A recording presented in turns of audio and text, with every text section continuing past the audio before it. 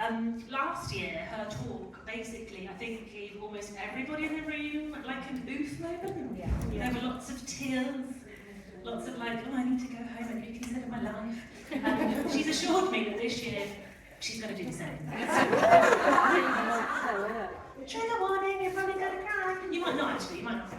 I am really proud to have had this person in my world. She and I again met through LinkedIn. She came and presented to the Geeks. And when she presented to the Geeks about her magical stories, we gifted her the name The Period Princess. And that is how you will find her on LinkedIn, which I love. So you're like a geek literally through and through now. You can't escape it. We made your name. We can take it away.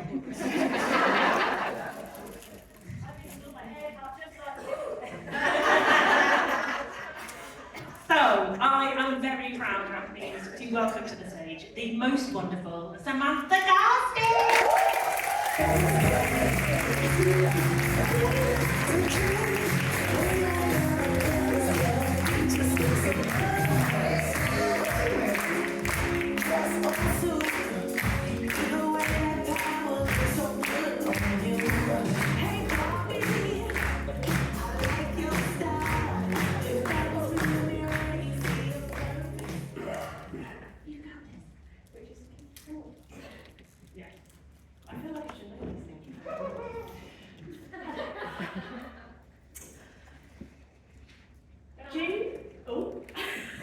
June 1981, the day after I was born, my family's home and my parents' business was burnt to the ground by an escaped arsonist from a local facility. I know, not really the welcome to the world anyone had planned.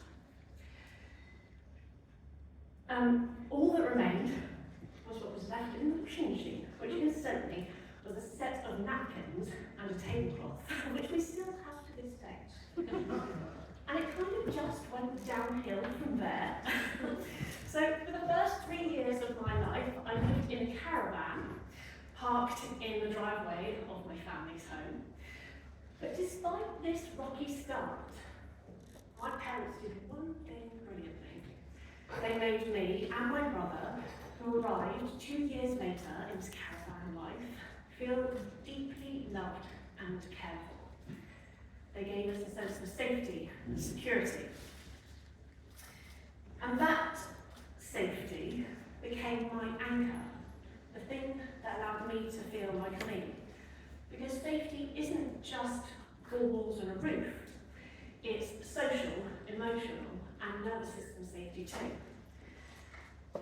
And that's why I believe that safety is the foundations to authenticity, which I know we're talking about today, but I've got to be honest, I don't love the word authenticity, at least not kind of how it's used today. It's almost been turned into this performative kind of thing, something somewhere out there. If only you could be yourself enough, the universe would reward you. But it's not really described in intangible terms. And so that's what I wanted to talk to you about today. Authenticity as something grounded and rooted in safety. And to do that, we're going to have to go through the masking glass, where things are not what they seem. So after caravan life, we moved to London for my dad's business. He had a construction company at the time. And for a while, things seemed to be on the up and up for my family. This also coincided with me starting primary school. And it was mostly a safe place to be, but it was also the time my undiagnosed spicy began to show itself. And it was the first time that I realised I didn't really fit in.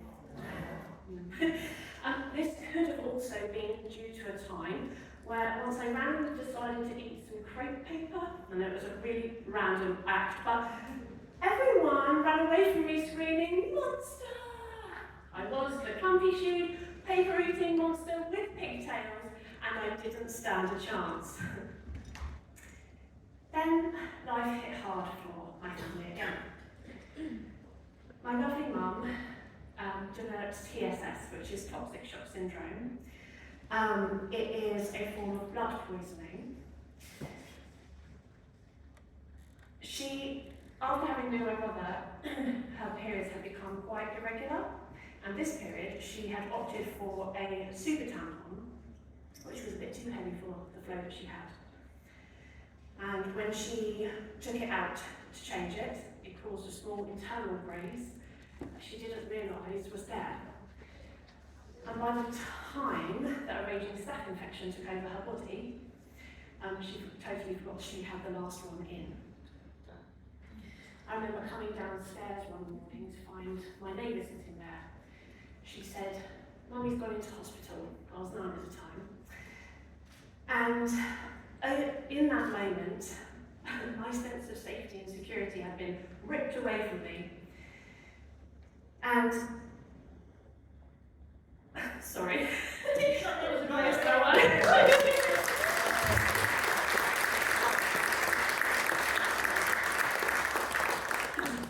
Thank you. In my little brain, that meant the end of all things. Now, she spent a month in intensive care. She had 3 cardiac arrests. She died twice on the operating table when they resuscitated her. She had kidney failure and she lost all her hair and nails. My lovely dad sat with her day and night, and me and my brother were passed back and forward to lovely friends and family who were trying to help him juggle everything. She took a year to recover initially from everything that had happened, and by that point life looked very different for us indeed, because at the same time that this had all been going on, recession had been hitting really hard. And life became almost impossible because mortgage rates had skyrocketed, and eventually my dad had to declare bankruptcy, and we lost our house again. Now, we had to move. We moved quite far away from my friends and our community. And this also coincided with me starting secondary school. These things always seem to happen when I started school. Now, it wasn't the school that my parents would have chosen, but circumstances meant that it was the one I went to.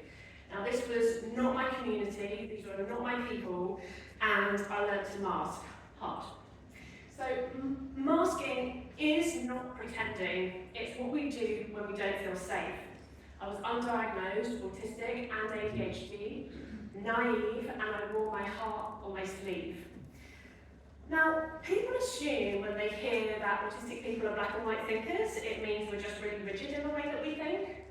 Now, I may or may not have been guilty of eating the same breakfast for the last 15 years, but that's by the by.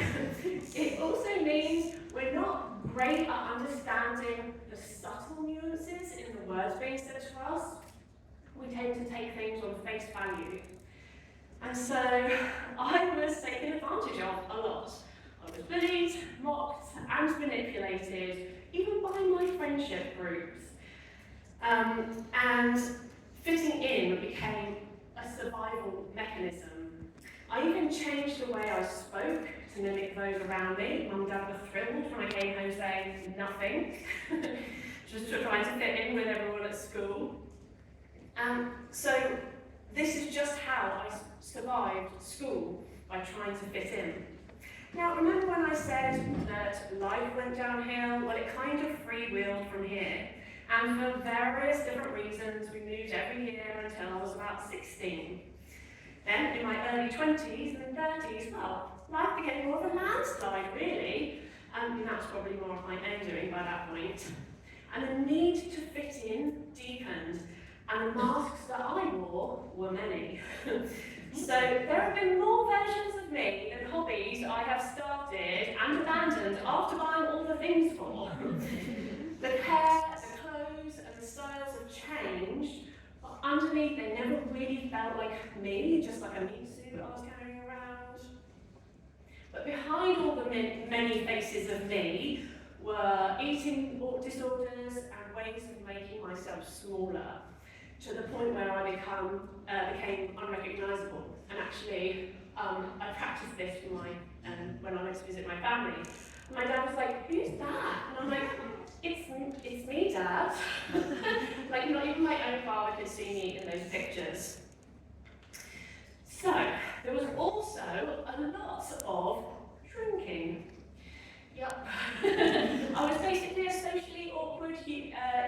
Tom in human form. A drink in my hand meant I wouldn't remember what I'd said, and most likely no one else would remember either. But this is all part of the same pattern. It's masking, and masking is painful. It rewires how you live, who you love, and how you treat your body. Now, masking might feel like it's keeping you safe, but it also keeps you small. And as we said before, it's more than just physical.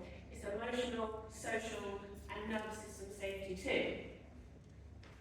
Now, you know I love talking about hormones and our cycle, like I'm totally obsessed, and also how our nervous system plays into that. Now, after my autism and ADHD diagnosis, I had a realisation that really blew my mind. Right, if we go back a bit, pre-cyclical living, so before I knew any of this, I very much identified as a people pleaser. And maybe a few of you also identify or are recovering people pleasers too. I hated conflict of any type. I would go out of my way to make sure that others felt comfortable, even to my own detriment. In fact, I kind of prided on myself. I'd say, oh, I did it to my own detriment, I said happily. I was a complete human doormat.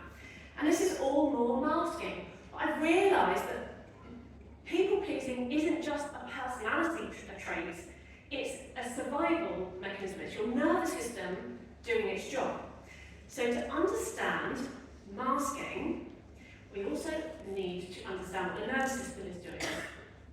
Okay, we're going to get immediately geeky. Here's the geek together.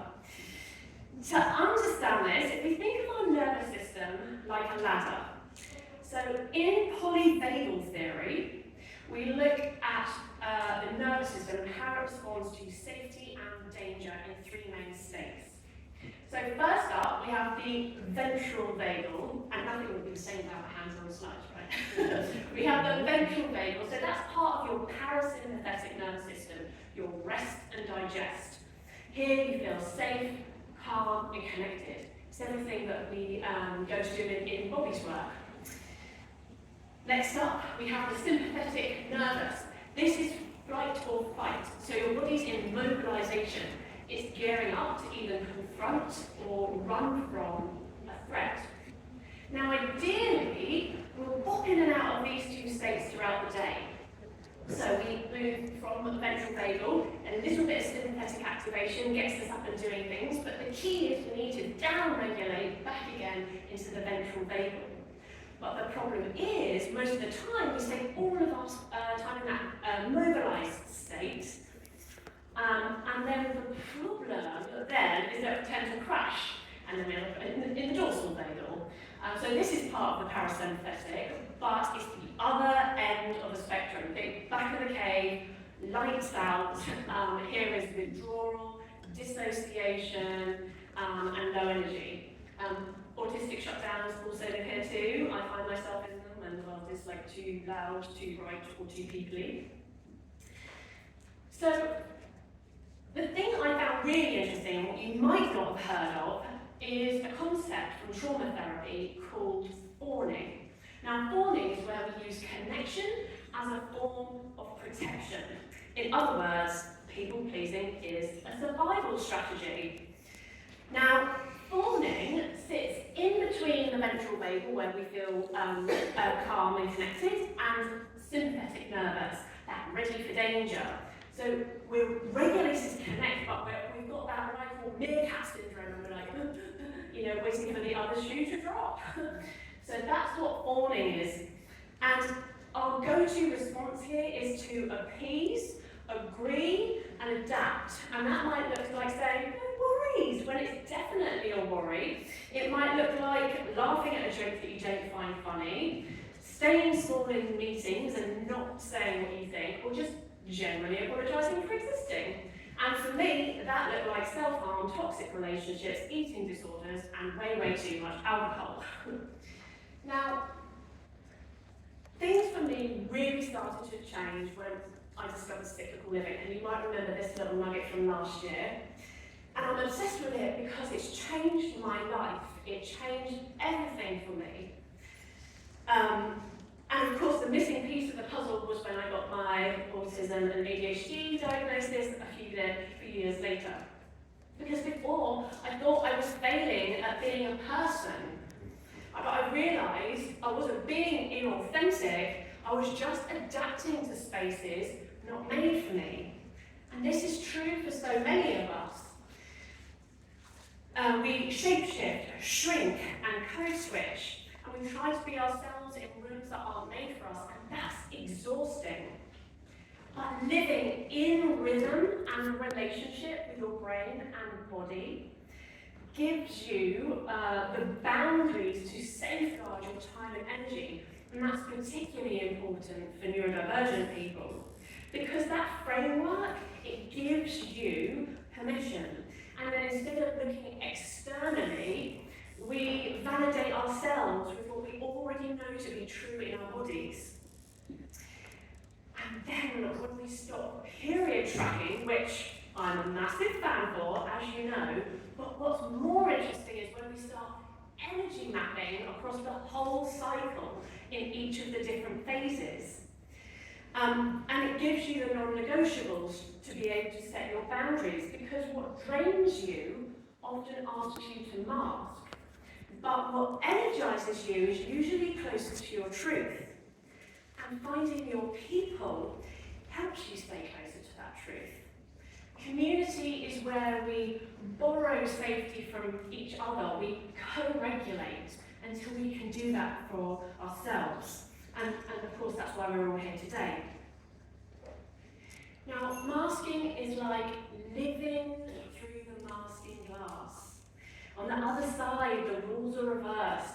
To run, you have to stay still. You laugh at a joke that isn't funny. You shrink yourself to be enough.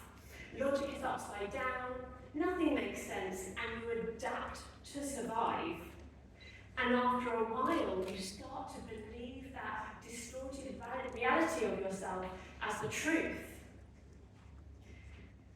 Now, there's a quote I love from Alice in Wonderland. It's something that the Mad Hatter says to Alice. He said, "You used to be much more muchier. You've lost your muchness." Now, I love this because too much isn't a flaw, it's how we express ourselves in the world before the world told us how we should be. So, I've taken my muchness back. And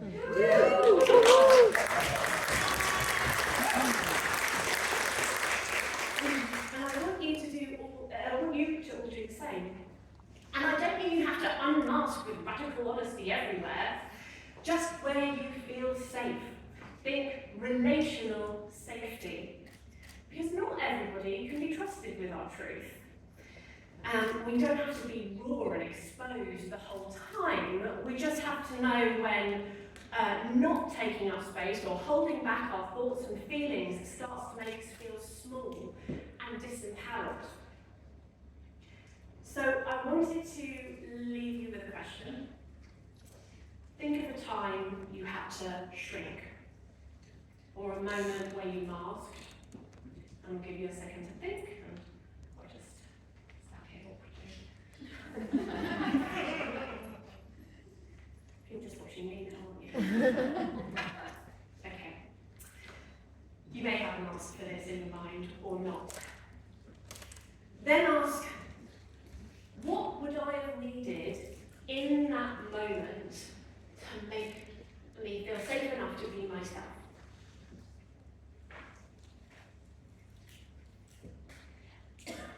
What I've often witnessed is that it just takes one person to make you feel seen, validated, and appreciated, whether that's at work or in life or wherever you are.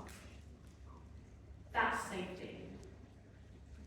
Because your ability to be authentic is directly proportionate to the safety that you feel in that moment. Say it again. Your ability to be authentic is directly proportionate to the safety you feel in that moment. So go find your muchness, and when you've got it, be somebody else's safe place. Because authenticity isn't something we grows within us, within the presence of safety. Yeah!